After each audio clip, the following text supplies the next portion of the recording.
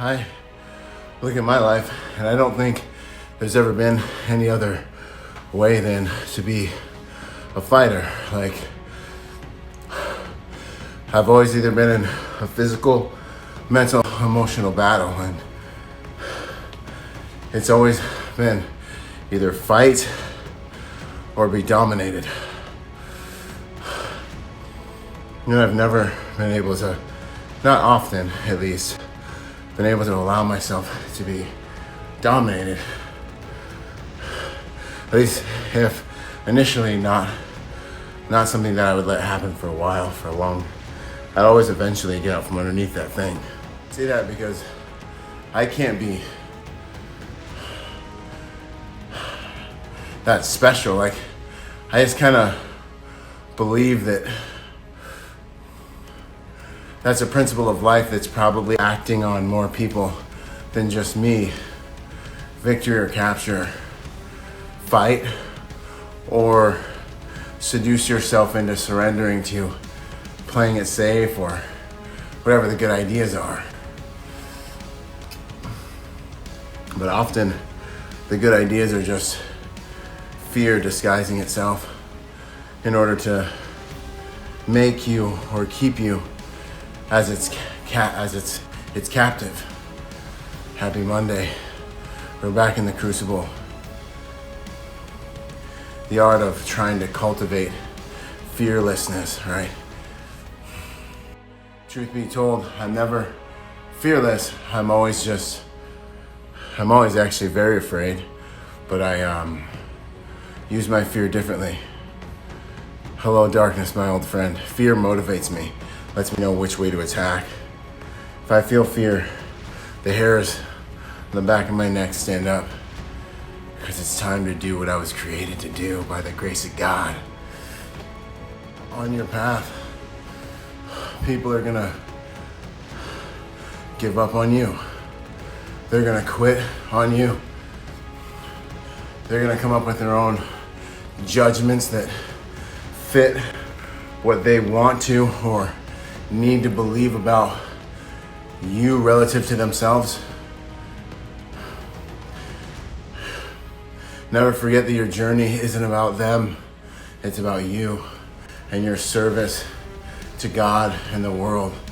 That is, your service is becoming the best version of yourself.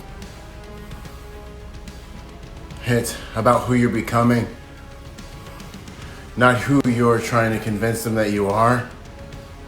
And the ones that want to be with you on that journey, they will be. They'll make sure they are. I think when you're elevating your life, you don't have to cut people out of your life. I think, and what I've noticed is you'll see them struggling or they'll just fall off and people just start falling off. And I've seen it my entire life. As I keep working on myself, I fall out of resonance. I fall out of frequency with people. And when this happens, they either upgrade their frequency, they upgrade their mindset, their paradigms, their ideas, who they are, or I don't even have to lift a finger and they get new ideas, they disappear.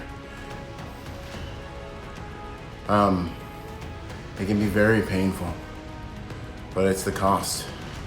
There's always a cost. And even so, you may not want it to happen, right? So you'll like chase them down, you know, you'll be like, hey, I love you. And they'll be like, I love you too. And it'll still just be like two ships passing in the night. But you have to keep working on yourself. Nothing lasts forever, not even you. God's currency. There's a timer going on. And please don't misunderstand me. I'm not telling you this the way you usually hear it in the world, which is like, yeah, bye, like, I'm going up the hill, like, all egocentric. I'm telling you this because it's gonna hurt like hell. is probably one of the most painful things about self-transcendence, about upgrading yourself and fighting for your personal best in the world.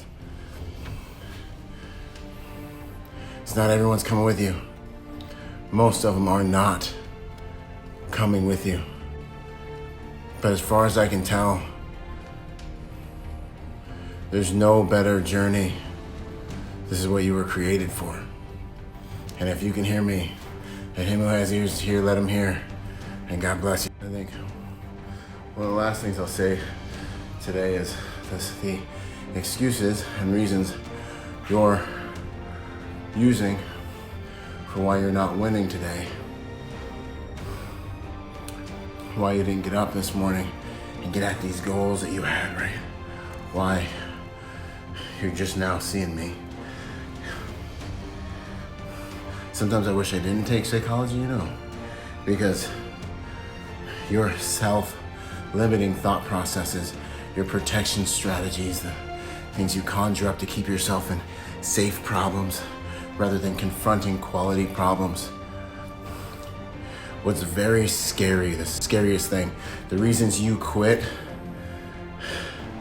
the scariest thing about all these things is that you actually believe the stuff you're saying to yourself. So many of us fail in this life because we really believe that it's the other person who has the problem. We really believe we don't have enough time. Like the people that succeeded have more time or something. We really believe that we don't have enough money.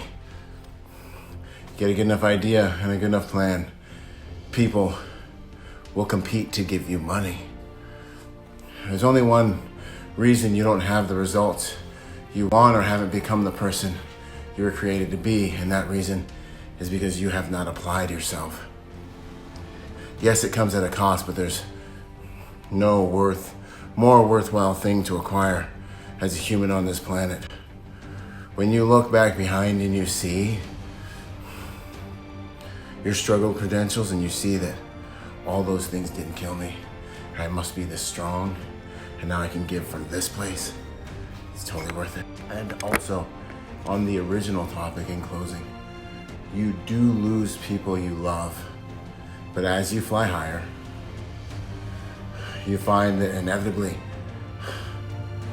other eagles meet you in the sky. And when you meet each other in the sky, that's a whole nother video. It's a magical thing. So hopefully one day I'll see some of y'all in the sky, because I'm finna get after it. It's Monday, it's a new week.